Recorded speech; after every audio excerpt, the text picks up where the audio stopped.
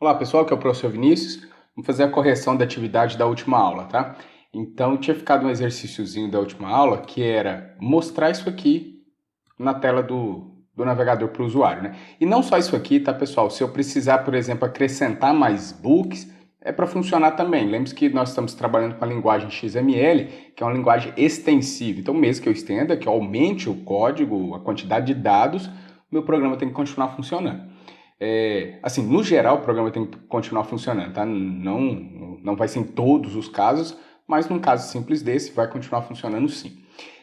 Então, o que nós vamos ter? Ó, eu separei o código, eu tinha escrito aquele código JavaScript aqui dentro do body, na outra aula, e eu separei aqui. Então, nós temos agora dois códigos JavaScript, um que são os dados e outro que é o código que eu vou escrever. E aqui dentro do demo, desse parágrafo, é onde eu vou colocar o resultado.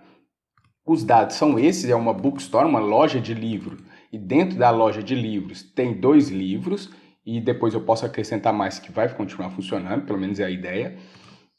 E o código vai ser isso aqui. Observe que primeiro eu linkei os dados, depois eu linkei o código. Nos dados, apesar que até, se eu fizesse aqui ao contrário ia funcionar também, não tem problema não. Mas nos dados eu tenho aqui a variável text, tá? E aí eu link ela aqui, é como se eu estivesse dando um Ctrl+C, Ctrl+V aqui, tá? E aqui no código eu vou usar aquela variável text.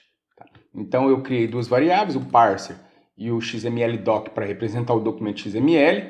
Aí cria o parser, aí faz o parsing, né? Faz a interpretação do código, desse código XML, transformando ele no documento XML, na árvore de documentos. Tá? Depois de feito isso, eu vou, na verdade já criei uma função, eu criei uma função chamada pega livraria, que vai retornar em formato texto isso que vocês estão vendo aqui. Tá? Então ela vai escrever esse código HTML, tá?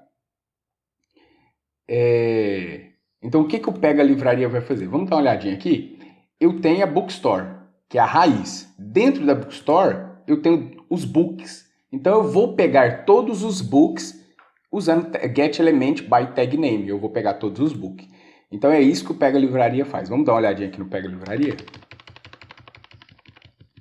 Ó, então ele recebe a raiz. Observe que aqui eu estou passando o documento element, que é a raiz. Então ele recebe a raiz. Quem é a raiz? Bookstore.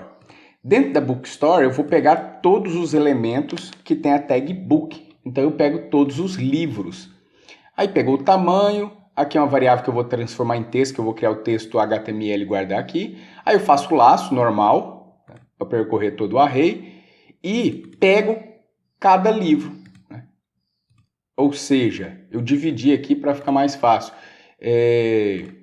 Aqui eu peguei a raiz e aqui eu pego os livros. Então, livros no índice i é quem? Quando o i for 0, livros no índice 0 é esse cara aqui. E livros no índice 1 é esse cara aqui. E se eu tivesse mais, assim por diante. Tá? Então, eu passo, por exemplo, livros no índice 0 para a função pega livro. O que a função pega livro vai fazer? Aí ela vai me retornar o código HTML deste livro aqui. Né? Como que vai ser esse código HTML? Vai ser aqui, título, 2 pontos, Everyday Itália, Dor, 2 pontos, G de Lauretins e assim por diante.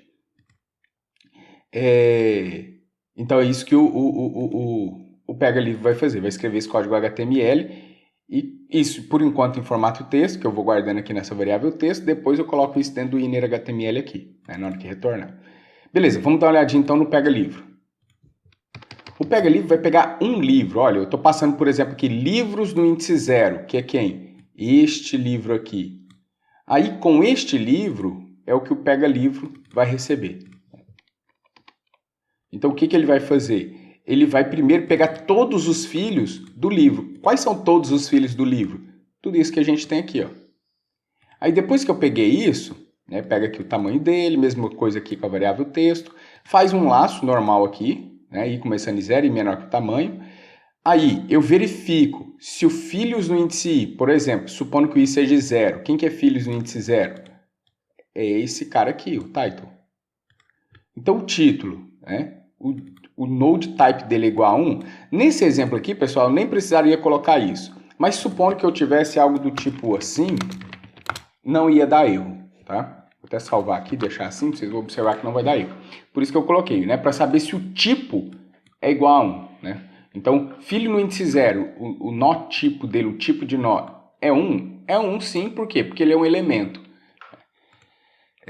Aí, se ele for um elemento, o que eu vou fazer? Eu vou pegar o filhos no índice i.nodename, ou seja, aqui o title, isso dentro da tag B, e vou juntar também com filhos no índice i. Aí eu vou pegar dentro filhos no índice i, supondo que o filho no índice i é 0, né? Então é tudo isso aqui, ó, toda essa tag.